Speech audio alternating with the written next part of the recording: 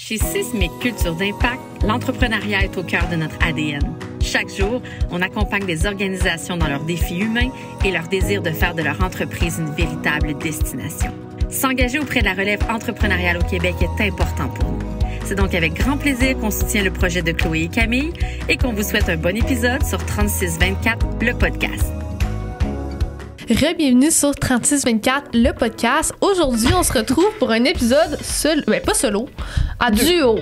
Ouais, juste moi et Claude. Exactement. On s'est dit qu'on allait vous briefer un peu, retourner dans le passé sur comment Camille vit la vie de mère entrepreneuse. Ouais. Puis moi, je voulais savoir comment Chloé avait vécu être une enfant d'entrepreneuse. Exactement. Puis honnêtement, je pense que c'est notre épisode à deux préféré. Ouais, moi tout, je pense. On a vraiment aimé ça. Premièrement, c'est un épisode un peu plus court parce qu'on en avait un autre invité qui arrivait après. Là. C'est pas parce qu'on n'aurait pas pu continuer. Ouais, c'est vrai, on était partis, là, on était en feu. Ouais, exact, mais moi, j'ai vraiment aimé ça. Je trouve que c'était pertinent quand même. Teaser, on parle de ma thérapie puis de la nounou folle à Chloé. Fait que... Écoutez-nous. Écoutez-nous, fait que on vous garde pas plus longtemps. On vous souhaite un bon épisode. Bon épisode.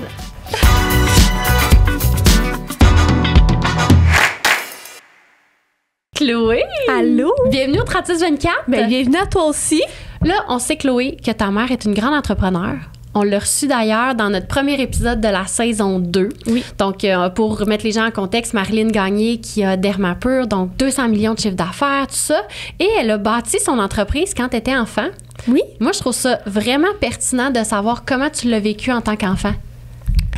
OK. On retourne en arrière, là? Oui, genre, on j'aimerais commence ça savoir, par... quand tu étais petite, c'est quoi ton premier souvenir de l'entreprise de ta mère? OK. Dans le fond, ma mère a parti son entreprise quand j'avais 4 ans, puis à Sherbrooke, où on vit encore d'ailleurs. Puis mon premier souvenir, c'est sa première clinique qu'elle a ouverte au centre-ville de Sherbrooke. Oui. Puis ce qui m'est resté vraiment marqué, c'est le fait que c'est mon grand-père qui a posé l'électricité. Fait que ça, c'est comme mon souvenir de, tu sais, quand je retourne en arrière. Puis après ça, des souvenirs de moi qui joue dans la clinique, dans les pièces, avec les machines, puis tout, parce que bon, c'est des traitements d'esthétique sans chirurgie. Fait que je te dirais que c'est ça, mes premiers souvenirs. Est-ce que tu passais beaucoup de temps là-bas? Pas particulièrement, je pense pas. C'est sûr qu'à 4 ans, bon, je sais pas, peut-être que je me souviens pas, mais j'ai pas le souvenir de passer ma vie dans ces cliniques-là, mettons. Ouais. Fait que non. Ah, puis ton quotidien, est-ce que, mettons, en grandissant, parce qu'on sait que l'entreprise de ta mère a connu comme une espèce d'explosion, est-ce que là, t'as senti un clash avec les autres amis, genre, quand t'étais petite? C'est une bonne question. C'est certain que, mettons, mon primaire, je l'ai fait dans une école privée. Fait que ça fait en sorte que, premièrement, je pense qu'à cet âge-là, t'es peut-être pas tant conscient, mais c'est sûr que moi aussi, mes amis, leurs parents, c'était... Camille a des allergies aujourd'hui. J'ai des allergies, là, fait que ça se peut que je racle un petit peu, puis que je me mouche à un moment donné. Mais ouais, c'est ça, la plupart de mes amis, il y avait des parents entrepreneurs aussi, je pense. Fait que, on vivait tout un peu des lifestyles similaires, si je peux dire ça comme ça. Il n'y avait pas de clash quand on allait chez l'un chez l'autre.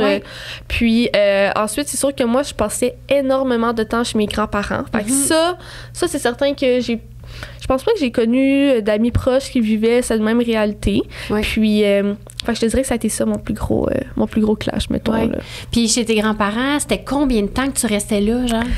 C'est ça. Ma mère, quand Dermapur a commencé, elle a ouvert, depuis toujours, elle a fait ouvert des cliniques, des acquisitions, tout ça. Fait que, elle devait beaucoup voyager dans d'autres villes.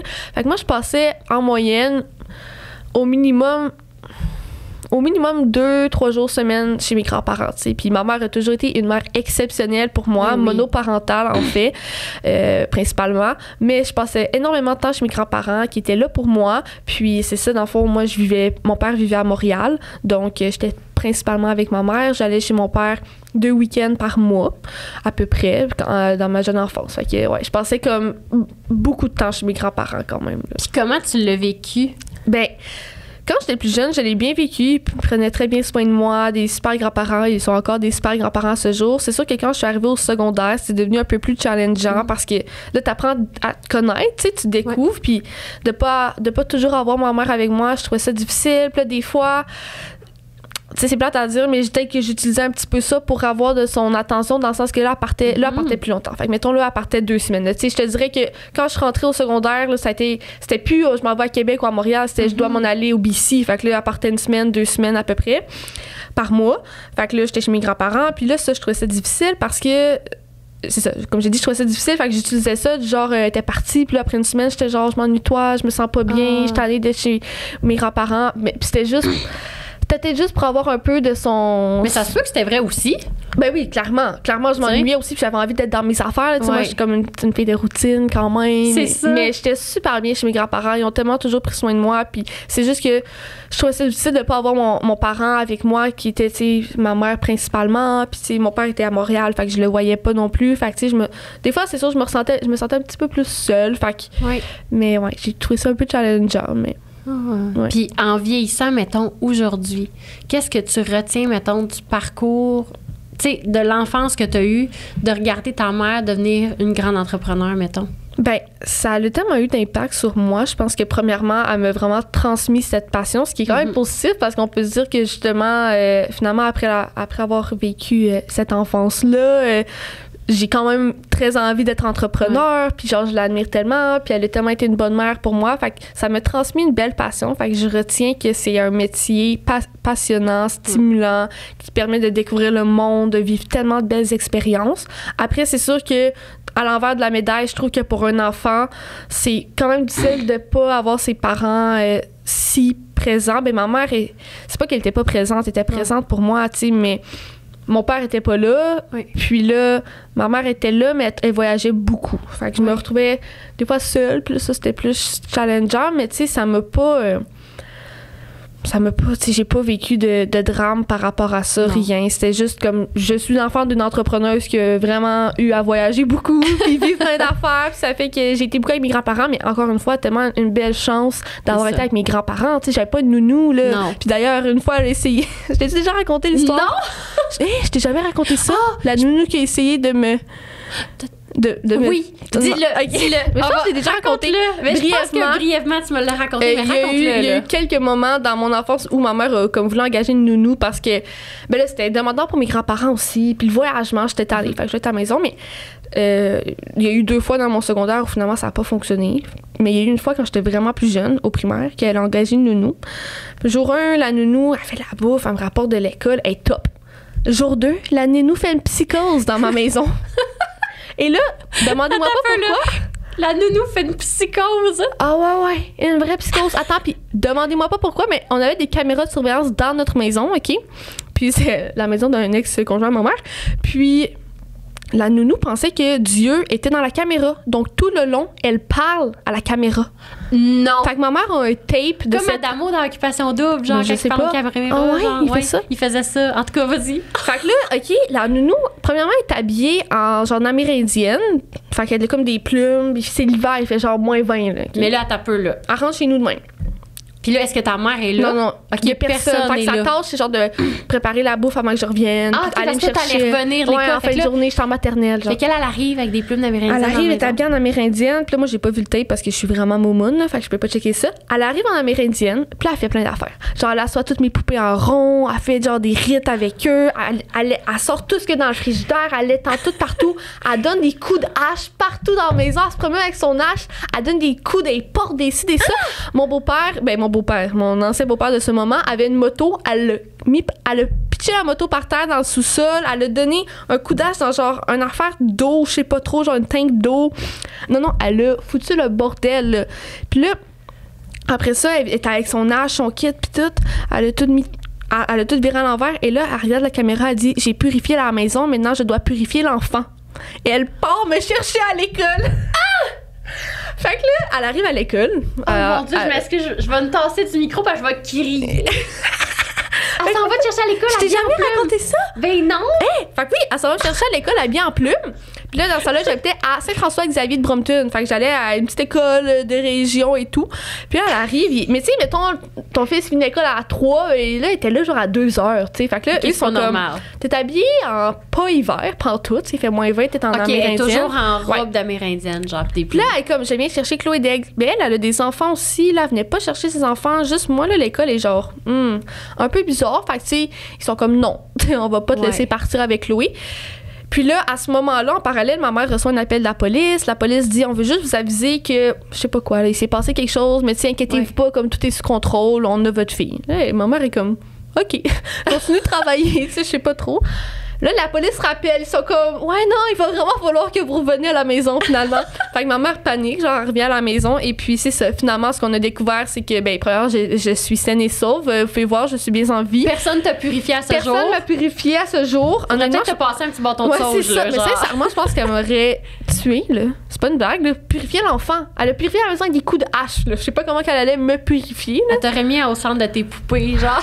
En tout cas, non, ça fait tellement peur. Puis finalement, c'est ce qu'on a découvert, c'est que elle faisait une psychose, puis dans le fond, elle avait un problème de santé mentale, puis ça faisait 2 mois, je pense qu'elle avait arrêté de prendre sa médication. Fait qu'elle faisait une psychose, puis... C'est vraiment triste pour cette femme-là, mais c'est fucking traumatisant pour toi. Traumatisant? Genre, tu sais, on y envoie beaucoup d'amour à cette femme, mais comme... Est-ce qu'aujourd'hui, t'aimerais revoir le tape? Est-ce que ta mère a encore le tape? Ben, je pense qu'elle l'a encore. Je pense que là, je serais peut-être prête à le voir, mais moi, je suis vraiment peureuse dans la vie, là. Ouais. Fait que, tu sais, j'écoute pas de films d'horreur, Moi non rien, plus. parce que je suis pas bien. Tu sais, Ben non, pendant ben le non. moment, c'est le fun à écouter, mais après, moi, je dors pas. Fait que... Ben non. Mais là, je pense que je pourrais l'écouter aujourd'hui, là, mais... Fait que Mais ça t'amènerait rien de bon, là. Ben, ça serait drôle. Ça serait drôle, je pense, de voir... Hey. Je sais pas. Fait que... Ben, bref, ça, c'est l'histoire où la nounou a essayé de me faire mal. Fait que, on va dire ça de même. Fait que... Tout ça pour dire que j'ai été assez reconnaissante d'avoir mes grands-parents à mes côtés qui, eux, sont sains d'esprit. Oh, ta grand-mère a pas essayé de te purifier. Non. Ah, Tout non. s'est bien passé, Tout là. s'est bien passé, mais j'avais un peu peur des nounous à cause de ça, là, Ben, justement. c'est tout à fait normal. T'avais quel âge à ce moment-là? Ben, 5 ans, genre. OK, Mais moi, je m'en quand même. souviens pas, Non, là. c'est ça. Je me souviens juste de l'histoire. Fait que, tu sais, Ouais. j'ai peur de l'histoire, mettons. Ben, of course que t'as peur de l'histoire, Sainte-Bénite. Ouais.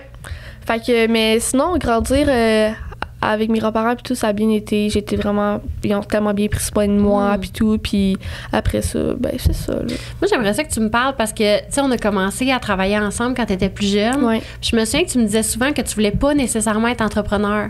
Oui. Puis tu me le répétais à plusieurs reprises. Mais moi, je suis pas obligée d'être entrepreneur. Ouais. Moi, je suis pas obligée d'être entrepreneur. Puis à un moment donné, quand on a décidé de partir le podcast, tu me dis... Camille, là, j'assume vraiment que j'ai envie de l'être. Hey, c'est tellement Qu'est-ce qui s'est pertinent. passé dans ta tête à ce moment-là? Ouais, c'est une bonne question. Ce qui s'est passé, c'est que, justement, j'ai grandi entourée de plusieurs entrepreneurs, puis des entrepreneurs à succès. Puis, tu sais, moi, ma mère m'a jamais mis de pression par rapport à ce que je devrais faire plus tard. En tout cas, ça me l'a jamais verbalement dit. Puis, quand même jeune, j'ai compris que, ben jeune. Au secondaire, j'ai vu que, tu sais, je l'avais la fibre entrepreneuriale, puis j'aimais ça. Mais j'étais incapable d'assumer que je me voyais être entrepreneur. Pourtant, quand je pensais à mon futur, c'était ça pour moi. Oui. C'était, je vais avoir une business d'une manière ou d'une autre. Mais j'étais comme, mais je vais toujours garder la porte ouverte de dire que je sais pas, je vais peut-être être une fille de marketing ou whatever, parce que je sais pas. Puis c'est dans récemment, là, des quelques dernières années, peut-être la dernière année, que j'ai compris qu'en fait... Année et demie, je pense. Ouais, année et demie, mettons. Que j'ai compris qu'en réalité, c'est pas que je savais pas si je voulais être entrepreneur, c'est que je savais pas si j'allais être entrepreneur d'une entreprise, d'une grande entreprise. Puis c'était ça le problème, entre guillemets, c'est de, tu sais, veux pas, autant que ça m'inspire le succès de ma mère, avoir une entreprise dans les 200 millions de chiffres d'affaires, c'est tellement pas la réalité de tous les entrepreneurs qui se lancent. Puis c'est plate à dire, mais encore moins les femmes qui se lancent. Tu sais, moi, j'en connais pas beaucoup des femmes qui ont bâti de si grandes entreprises, si je peux dire ça comme ça. Un empire, carrément, là. Ouais. Fait que là, fait que je me disais, on dirait que même si ça m'inspirait, c'était pas relatable. Tu sais, c'était comme, ben là, c'est soit je suis ça. Ben, elle me disait pas ça, mais dans ma tête, c'est comme, soit je suis là, soit je suis pas un entrepreneur, moi, tu sais. Puis après ça, je me suis dit, ben non, c'est pas ça qui se passe. La réalité, c'est que je sais que je veux être entrepreneuse, je sais juste pas de quel type d'entreprise. Est-ce que je vais créer un produit révolutionnaire qui va me faire gagner ma vie de cette façon-là? Peut-être, mais peut-être que je vais tout simplement avoir un petit café à Sherbrooke puis je vais vivre ma best life avec mon petit café, mon petit merch. Je sais pas ça va être quoi, mais tu sais, finalement, j'ai compris que je veux être entrepreneuse parce que c'est ce qui me passionne clairement, tu sais. Puis je veux pas relever de personne toute ma vie, mais je sais juste pas ça va être sous quelle forme. Puis comme j'ai accepté ou j'ai compris que être entrepreneur ne veut pas dire d'atteindre le même niveau, tu sais, comme... Fait que c'est ça. Ah, c'est vraiment intéressant quand Ouais, même. mais je l'ai comme... Ça a été un déclic dans ma tête. C'est ça, y a-tu un événement? Parce que moi, des fois, j'ai des moments dans ma vie où je me vois, là, puis je fais, OK, Camille, à partir de maintenant, ça, c'est fini, puis ça arrête. Genre, est-ce que tu as eu un moment de grâce comme ça? Moi, j'appelle ça un moment de grâce ou un moment de... Ben, je pense que c'est quand que je devais regarder, j'allais aller en quoi à l'université, que là, j'étais comme, ben là, je vais être en entrepreneuriat, en marketing, en quoi, mais là, je vais faire quoi plus tard? Puis là, tu te questionnes beaucoup, là, Ben tu sais, oui. dans tes choix universitaires. Puis, comme, j'ai réalisé que non, là, genre, moi, je veux mes bases en business parce que c'est ça que je veux faire de ma vie. Je me vois pas faire rien d'autre, là. Genre, zéro, là. Puis, tu sais, j'ai tellement d'ambition dans tout plein de formes, tu sais, que ce soit, genre, familial, tu sais, je suis très carriériste aussi et tout, que je me vois pas accomplir ça d'une autre manière qu'en étant entrepreneuse. Mais t'es le genre de personne qui fait grandir les choses.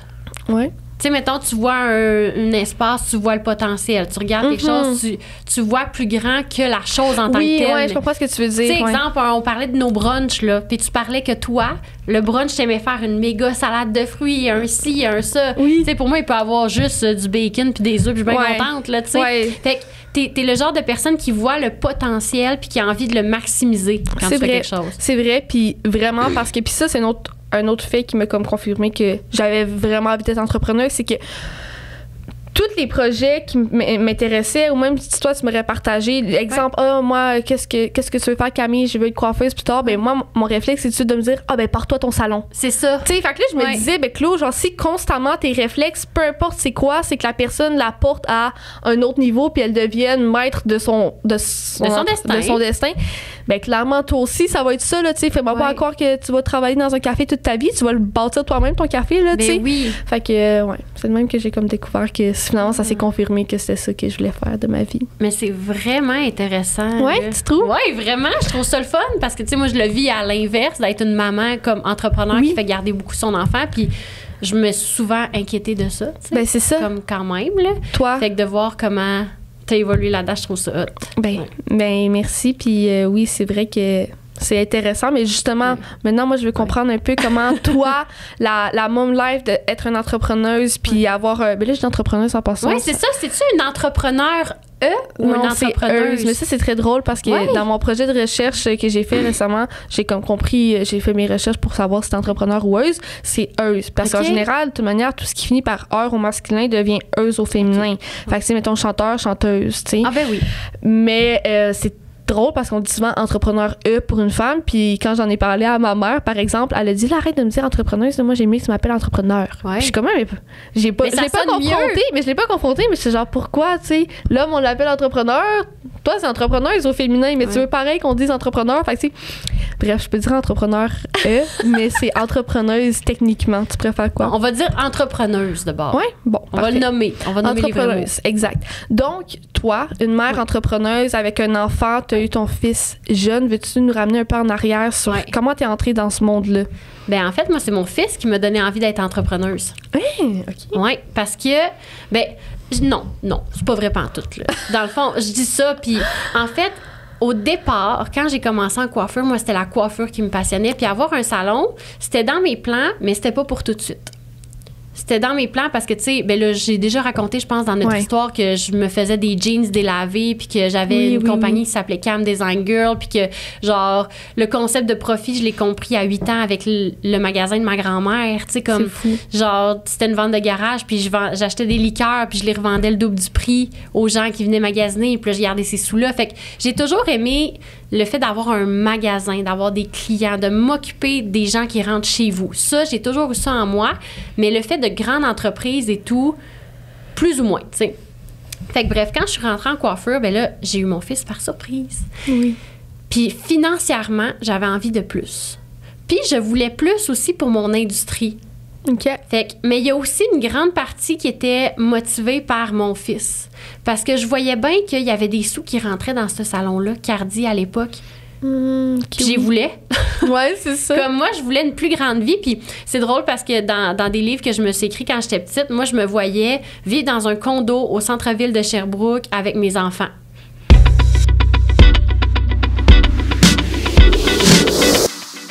Rebonjour, c'est Christina de l'agence Nano. Aujourd'hui, on va parler de GA4, mieux connu sous le nom de Google Analytics 4.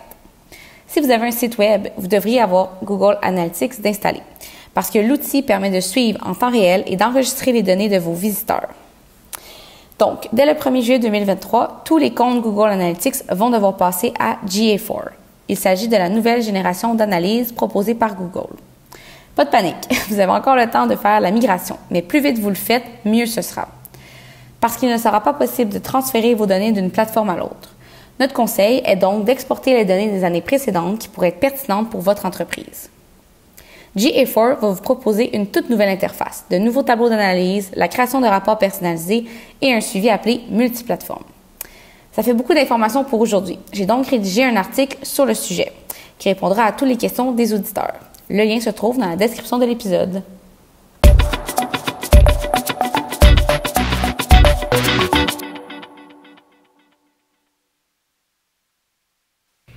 Ah oui? Puis être heureuse dans une petite vie comme ça. Ah, cool. Puis quand j'ai eu mon fils, j'étais comme non. J'ai envie de plus pour lui. J'ai envie d'y offrir une vie plus grande que ça. Fait que ça l'a comme créé un peu l'inverse parce que, c'est ça, j'avais besoin d'argent, puis je voyais le potentiel de faire des sous avec ça. OK. Fait que dans le fond, tu le fais comme pour ton fils. Oui, exact. Puis, est-ce que tu te souviens du moment où tu as pris conscience que, genre, ta passion de gérer les choses, les magasins, ça, c'était entrepreneurial ou tu t'en es comme pas rendu compte? Je m'en suis rendu compte plus tard, en fait, parce que là, l'amour pour mon industrie, elle a grandi, là. Puis, tu sais, la coiffure, ça a toujours été une passion toute ma vie. Mais là, j'étais enfin dedans, là. Tu sais, je pouvais enfin, comme, exercer le métier que j'avais toujours voulu. Fait que là, je voulais être artiste de plateau. Ça n'a jamais fonctionné.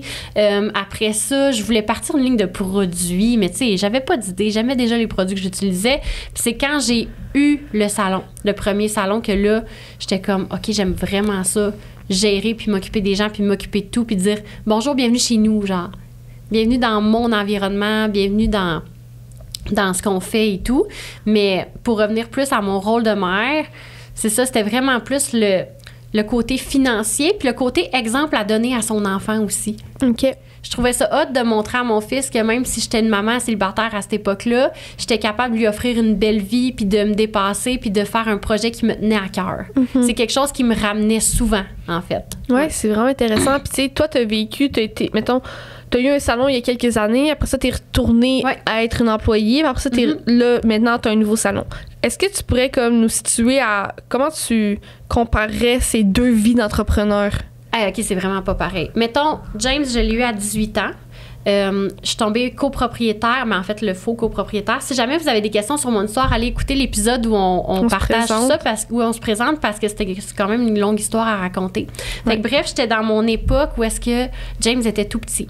Il faisait énormément de crises. Beaucoup, beaucoup de crises. Ils ont même pensé qu'il était autiste, mon fils, parce qu'il n'a pas parlé avant l'âge de 3 ans. Pas un mot. Fait que là, toi, tu vivais ça en tant que jeune mère. Oui, en tant que jeune mère. Puis, tu sais, j'avais 20 ans à cette époque-là. Puis moi, je leur ai demandé tout de suite des parts. Je me suis assise avec eux, puis j'étais comme, si vous me vendez pas des parts, je quitte, puis je pars mon salon. OK. J'avais pas une scène. Je comprends. Ils l'ont fait quand même, mais c'est vrai que pour de vrai, j'amenais beaucoup de clientèle et tout. Fait que bref, James, il était tout petit, il faisait énormément de crises et je travaillais comme une acharnée. Honnêtement, là, je devais travailler 80-100 heures par semaine. Puis j'avais, je veux pas dire la chance, mais mon mode de vie, c'était 1 semaine sur 2 quand même. Avec ton fils? Avec mon fils, fait qu'on faisait le 2-2-3. Mais des fois, ce qui arrivait à cet âge-là, c'est que mon ex, il était jeune, là, tu sais, c'est un jeune papa, puis on y en veut pas, mais des fois, il oublie la garderie. Là, la garderie m'appelait, puis là, je travaillais, puis j'étais comme, OK, ben il faut que je cancelle toutes mes clientes la soirée, bye. Ah, ouais. Tu sais, où j'appelais mes parents y allaient, mais je sais pas combien de fois mes parents sont allés. Tu sais, comme, pour de vrai, mes parents ont été vraiment, vraiment, et ils sont encore là, beaucoup, beaucoup, beaucoup dans la vie de James, là.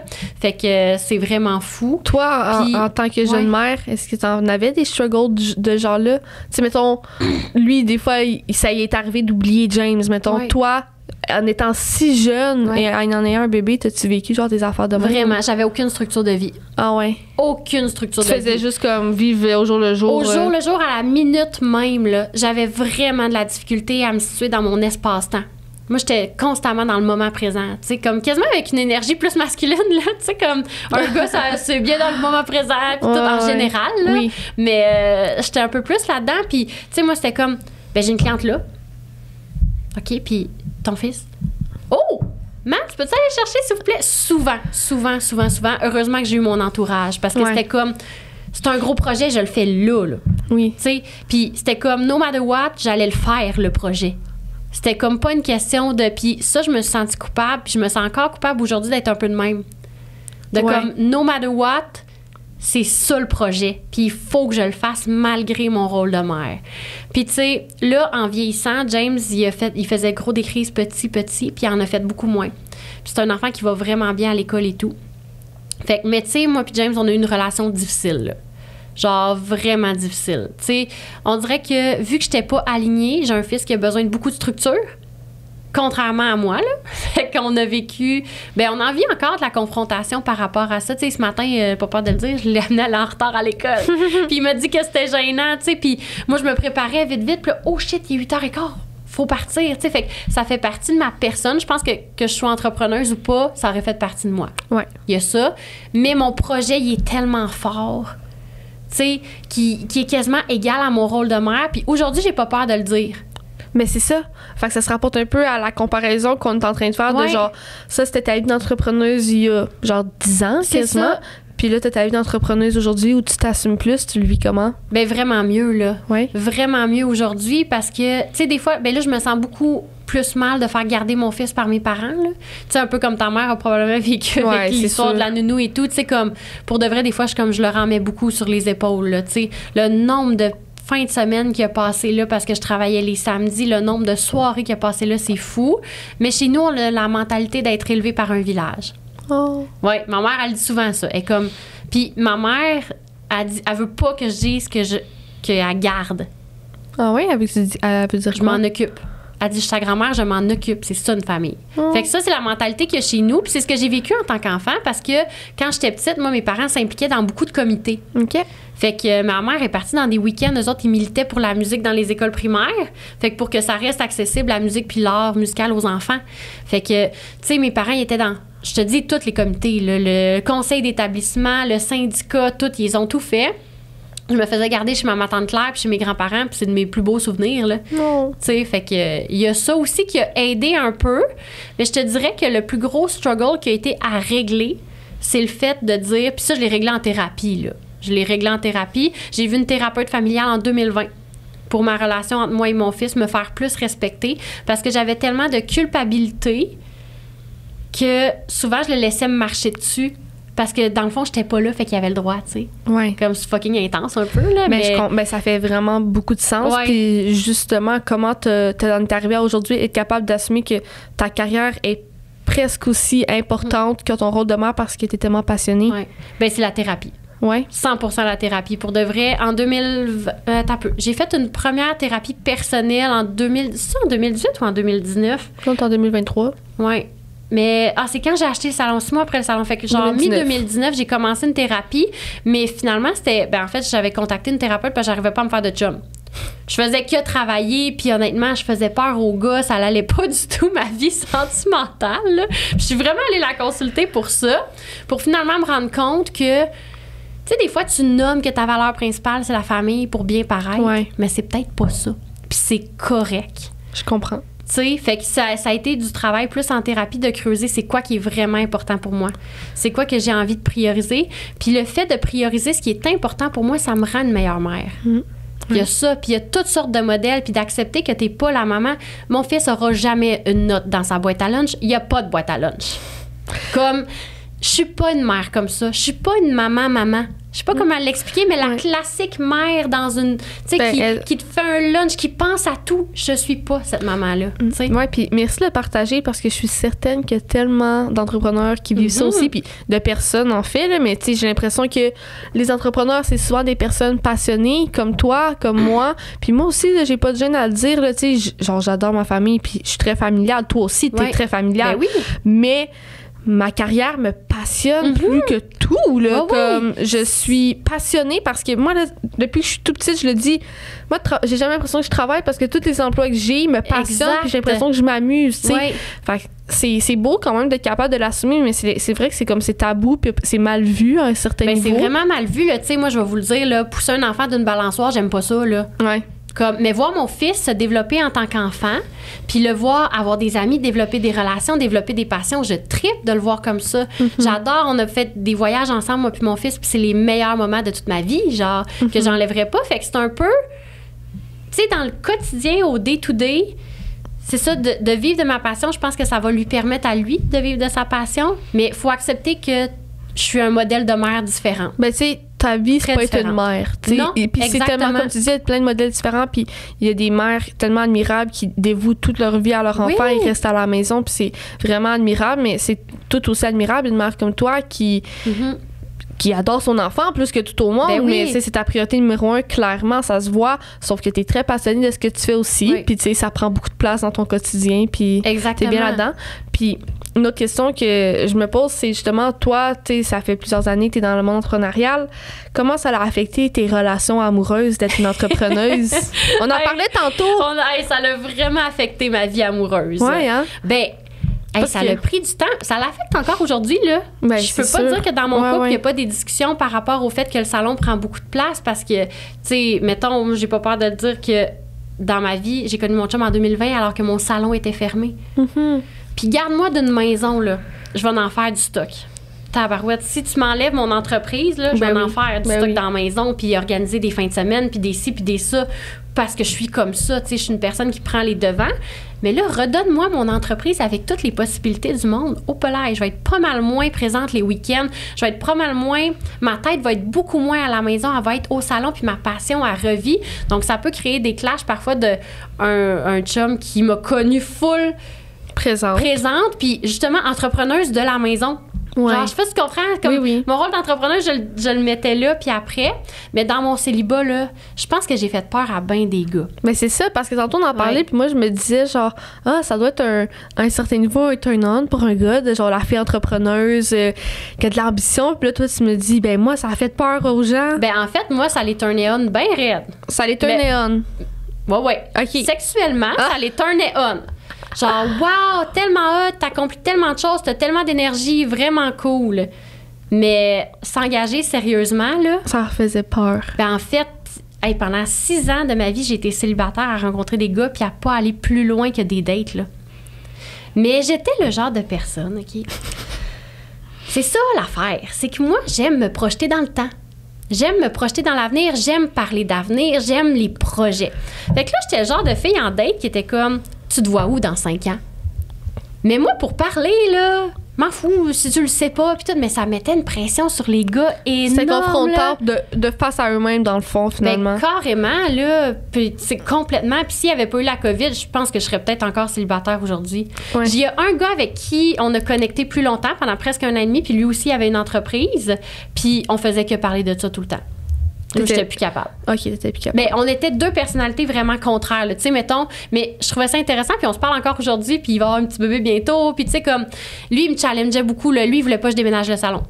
Ok. Je trouvais que c'était genre vraiment la pire décision que je pouvais prendre pour l'entreprise. Moi, j'étais comme non, j'aime ça. Puis tu sais, c'est un gars, tu sais, d'armée, super cadrant, on fitait pas en tout, mais il m'amenait ailleurs, tu sais. Ouais. Fait qu'il m'apportait quelque chose d'intéressant, puis il avait pas peur de mon ambition. Puis toi, mettons, en tant que femme super ambitieuse, est-ce que, tu sais, là, oui, tu nommes que des fois, ça a fait peur à des gens, mais est-ce Ouais. que tu as l'impression que toi, ça être aussi ambitieuse fait en sorte que c'est plus difficile de trouver quelqu'un qui te satisfait dans le Ouais. tu sais, satisfait, tu comprends ce que je veux dire? Ouais, ouais, En le ouais. sens que quelqu'un qui a l'impression qu'il te fait évoluer. Parce que, Ouais. tu sais, souvent, quand toi, t'as de l'ambition, t'as l'impression que t'aides certaines personnes à évoluer parce que t'es motivé, puis là, ils se questionnent grâce à des choses que tu leur poses. Ouais. Mais est-ce que ça se fait en retour? Tu sais, comment toi, t'as vécu ça? Ben je le vis encore au quotidien, mais c'est quoi, dernièrement, je me suis questionnée beaucoup parce que quand j'ai déménagé le salon, je me suis remis à travailler comme 100 heures semaine, puis tout, puis honnêtement, c'est malsain. Puis honnêtement, j'étais pas performante à travailler autant, là. Ouais. Fait que de me ramener à la maison dans un univers vraiment plus simple, doux, puis j'ai un chum, moi, qui est heureux avec n'importe quoi. Mhm. Tu sais, il est content dans sa simplicité, mais des fois, j'ai besoin de le sortir de sa zone. Mais là, ce que j'ai appris dernièrement, c'est comme, tu sais, là, on a une vision commune de c'est quoi la famille, on a une vision commune de c'est quoi notre avenir, puis de c'est quoi qu'on veut dans 10 ans. Full correct, parfait. Est-ce que dans notre quotidien, on est obligé d'aimer 100% les mêmes choses, d'être aligné 100% sur les mêmes trucs? Non. Parce que c'est là qu'on n'évoluera pas. Puis tu sais, dans notre tête, mettons, des fois, moi, j'avais dans la tête de rencontrer un gars qui allait me montrer plus, puis me faire évoluer plus, puis ci, puis ça. Mais dans quel but? Le but, c'est de vivre une vie alignée, puis heureuse, puis douce, là. Parce que le reste, c'est pas doux. Ouais. Tu sais, c'est un peu ça. Tu te mets dans des situations où, mettons, je sais pas, moi, financièrement, tu te mets à risque, des trucs comme ça. Si à la maison, c'est pas doux, tu peux pas vivre une vie comme ça. Je pense, en tout cas, personnellement. Fait que, tu sais, de trouver l'équilibre dans justement, mon évolution, je la fais en faisant le podcast, je la fais avec mon entreprise, puis je la fais avec mon chum ensemble dans des découvertes. Genre, lui, il chasse, puis il pêche, puis il aime ça aller dans le bois, fait qu'il m'amène ces découvertes-là, puis il m'amène surtout à relaxer, puis c'est autant évolutif que de m'amener sur, je sais pas moi, des gros voyages, puis des ci, puis des ça. Tu sais, un jour, ça sera peut-être ça, mais deux humains qui évoluent en même temps, c'est vraiment difficile. Puis honnêtement, j'étais tellement focus juste sur ma carrière qu'il n'y a pas un gars qui serait rentré dans ma vie avec l'énergie que j'avais. Ouais. Tu sais, c'était que ça. Mm-hmm. Je me souviens, dans Date, une fois, j'ai demandé à un gars s'il investissait en bourse. Ben, moi, je m'en dirais ça clairement. Ben oui, mais c'est parce que je lisais un livre là-dessus. J'investissais pas en bourse, moi, là. À ce jour, j'ai 0 cent en bourse. Mais moi, j'avais le goût de parler de ça ce soir-là. Puis ce gars-là, moi, je restais amie avec toutes mes dates. Fait que ce gars-là, plus tard, il m'avait dit genre, te souviens-tu la fois que tu m'as parlé de la bourse? Il dit, j'ai capoté. Il dit, ça leur mettait une pression énorme, tous mes questionnements, puis tout le fait que je sois toujours en train de chercher plus, tu sais. Ouais, mais puis j'ai l'impression que c'est un challenge qui doit être commun chez les entrepreneurs parce que la vie d'un entrepreneur, ça va vite. Ils accomplissent plein d'affaires, ils sont ambitieux, ça bouge constamment. C'est des personnes qui aiment bouger, tu sais. Ouais. Puis là, t'arrives à la maison, puis t'as l'impression que c'est de ça que t'as besoin aussi, que ça continue de bouger, mais je pense que c'est différent pour chaque personne. Ben oui. Mais je crois que c'est beau de se dire que de revenir à la maison, que ce soit plus apaisant, c'est super intéressant aussi, tu sais. Ouais. Puis moi, je suis de cette opinion-là aussi. Ou tu sais, des périodes. Mettons, tu sais, comme en ce moment, on vient d'acheter la maison, mon chum le chalet, le ci, le ça, tu sais, on n'est pas dans une période de projet financier de couple qui va nous amener plus loin. Dans 2-3 ans, moi, je vais ressentir ce besoin-là. Ouais, puis on en parle avec mon chum, puis lui aussi, il va ressentir ce besoin-là. Mais quand moi, je parle de dans 2-3 ans, il faut que je fasse attention. Parce que des fois, je suis comme... Là, quand on va avoir ci, puis ça, puis ci, puis ça peut devenir tellement comme gros pour quelqu'un qui voit pas comment on va le décortiquer puis comment on va le faire. Ah, mais j'ai l'impression que moi aussi, je fais ça des fois. C'est ça. Mais c'est qu'on s'emballe, puis on est passionné, puis pour nous, c'est pas de se mettre de la pression, c'est de se faire rêver, puis c'est un besoin. Faire un plan de match, en fait. C'est comme, bon, on veut Y, ben, c'est quoi les démarches pour se rendre à Y? Parce que, sincèrement, si on fait rien, on y arrivera pas, là. Ben, c'est ça. Moi, je suis comme, si on fait pas une mini-action aujourd'hui, comment on va faire pour s'y rendre dans 10 ans? Je suis pareil, genre moi aussi, là, je dis plein d'affaires à mon chum. Je suis comme, là, faut faire ci, ça, faut placer nos sous demain de ci, parce que là, notre maison, puis là, mon chum, il est comme...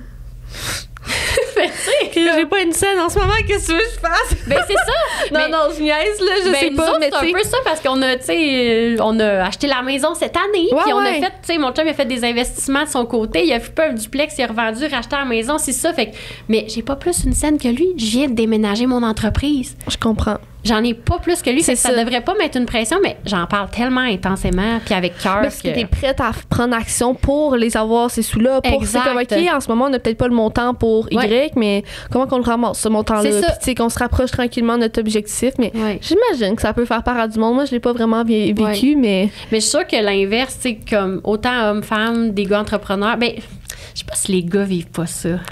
La pression... tu sais, l'espèce de pression de genre, oh mon Dieu, je veux trop. Ben, je penserais pas parce que on en a parlé un peu dans l'épisode avec Adèle, je pense, mais c'est justement dans notre société, c'est généralement encore l'homme il est plus dominant, la femme qui était plus les petites affaires à la maison. Puis tu sais, j'ai rien contre ce cadre-là, sincèrement. Non. Mais justement, je pense que ça fait en sorte que c'est assez rare qu'on trouve qu'un homme s'accomplit trop. Au contraire, on est comme waouh, bravo pour tout ce que tu accomplis. Tandis que, tu sais, j'en parlais en fait avec ma mère, puis j'étais genre. Tu sais, des femmes là, qui ont bâti de très grandes entreprises au Québec, là, sincèrement, j'en connais pas tant que ça. Là, puis peut-être qu'il y en a que je connais pas, puis si vous en connaissez, n'hésitez pas à nous les partager parce que je trouve ça tellement intéressant. Mais tu sais, je connais, Christiane Germain, Danielle Linkel, il y en a une autre en Estrie, dans la famille Desmarais, je sais que, tu sais, Madame Desmarais, qui ont bâti de très grandes entreprises. Il y en a plein d'autres aussi, là, comme j'en échappe plein, mais... Des hommes, on là. les connaît moins. Puis des hommes, on est comme, let's go. Hey, là, les ça hommes, sort, là, il y en a tellement. Là, tu sais, puis c'est rien contre eux, là. Mais vraiment non. pas. Genre, c'est tout à leur honneur autant qu'une femme. C'est super inspirant. Mais je pense pas que ça dérange autant. Exact. Tu sais, c'est comme... Fait que, bref, je l'ai vécu plus rough, mon célibat. Puis mon rôle de mère aussi. Mais mon rôle de mère, c'était différent. Fallait juste que j'accepte que ma carrière était autant importante que mon fils. Ouais, t'arrêtes de te culpabiliser. Ouais, exactement. Puis de l'assumer, puis de dire, crime, genre, j'aime ça, l'entrepreneuriat, ça me fait vivre. Ouais, puis tu sais, j'imagine aussi que d'avoir ton fils à 18 ans, c'est pas comme avoir ton enfant à 25 ans que là, t'attends, puis là, t'es prêt, puis là, t'achètes ta maison avec ton conjoint, puis là, t'es OK, on fait notre bébé, là, puis là, je me prépare à dévouer ma vie à mon bébé. Toi, c'est comme, c'était une surprise à 18 ans. Oui. C'est certain que... Puis, tu sais, là, je vais le dire, là, mais j'étais dans un programme d'aide financière, là. Ah ouais, quand t'as eu ton fils? Ouais, j'étais sur le programme Holo, œufs lait orange. Fait qu'à chaque semaine, j'avais des coupons d'épicerie pour avoir du lait, des œufs puis du jus d'orange, là. Ah ouais. Tu sais, je faisais à peu près, là, 170 $ semaine en congé de maternité. Parce que j'avais pas travaillé beaucoup dans mon domaine. Ah. Fait que j'avais pas accumulé assez d'argent. Ouais. Fait qu'il fallait que je travaille fort en crime, là. Fait que quand je recommençais à 3 mois, là, moi, c'était comme let's go, là. Ouais. Genre, t'as pas le choix, là. Genre, aïe. tu fêtes, là, carrément. Puis, je suis retournée chez mes parents après parce que je me suis endettée parce que j'ai été trop orgueilleuse et tout, mais ça a été un passage. Mais tout ça pour dire que je me souviens plus. Que moi, à 18 ans, j'étais pas la même femme que je suis aujourd'hui. Tu sais, si j'avais eu d'autres enfants, il y aurait eu, tu sais, comme aujourd'hui, je travaille beaucoup moins d'heures semaine. Tu sais, j'ai passé par ces étapes-là, mais là, je les ai passées avec lui. T'sais. Oui, c'est ça, exact. Comme, t'as pas eu un avant-après parce que avant t'étais tellement jeune. Avant, c'est le secondaire. ta vie d'adolescence. C'est ça. Fait que, ben, c'est vraiment intéressant quand même, ce contraste. On a vieilli ensemble, moi et mon fils. Je pense que c'est pour ça qu'on a peut-être eu autant de clash. Ouais, t'étais pas encore pleinement épanouie dans ta vie d'adulte, là. Ouais. 18 ans. T'sais. Même des fois encore aujourd'hui, là, genre, faut que je dise. Là, c'est moi l'adulte, là. Faut que je me le rappelle à moi-même. Genre, parce que James est tellement mature, il y a des réflexions, il est baveux, là, c'est ça, il va. Ouais, ben, c'est parce qu'autant de l'avoir jeune, ça, t'étais pas peut-être 100% prête à être une mère, mais en même temps, tu l'as amené dans une vie d'adulte parce que tu le traînais dans toutes tes activités. Fait que, tu sais, il a comme rentré rapidement dans... Je sais pas, là, genre un beat de vie moins enfantin, mettons. Là. Ben vraiment. Puis tu sais, c'est drôle, il m'a dit quelque chose de vraiment beau récemment. Puis il me dit, maman, moi, je vais m'inspirer de toi pour la carrière. Je vais m'inspirer de papa pour la santé. Parce que son père s'entraîne, mange super bien depuis toujours, là, depuis que je le connais. Là. Puis il me dit, je vais m'inspirer de Ben qui est mon chum, pour les activités. Oh. Fait que là, il veut faire les mêmes activités que mon chum, il veut avoir le même mode de vie que son père en termes de santé, puis il me dit qu'il voulait se partir un hôpital vétérinaire. Oh. Puis là, il veut faire un parc à chiens, puis là, il est comme tout dans ses idées pour plus tard. Fait que j'étais comme, oh my God! Il a déjà, lui, la petite fibre entrepreneuriale. Exactement. Ben, merci beaucoup de ton partage. Ben, puis toi aussi, j'apprécie. Crème. Ben, merci. Ça fait du bien, un petit cœur à cœur. Un plus court, ouais. Un cœur à cœur très le fun. Ouais. Fait que, on vous souhaite une belle journée, la gang. Écoute. Bonne écoute. Ben non, ça... non. Pour arrêter de dire bonne écoute en fin d'épisode. Hey, sérieux, là. Bonne écoute d'un prochain podcast, en espérant que ce soit le nôtre. Bye! Bye!